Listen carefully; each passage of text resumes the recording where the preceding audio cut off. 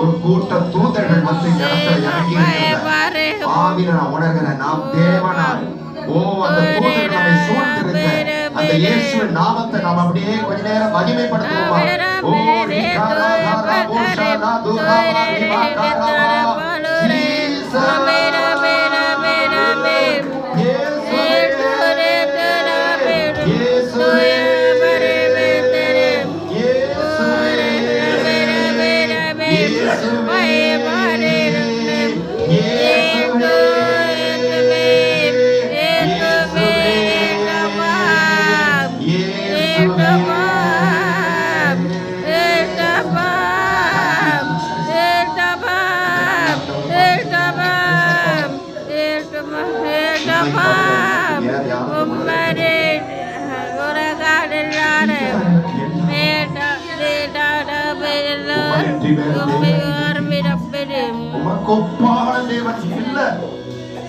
எங்களை நேசிக்கிறதற்கு உமக்கு ஒப்பான ஒரு தேவன் இல்ல.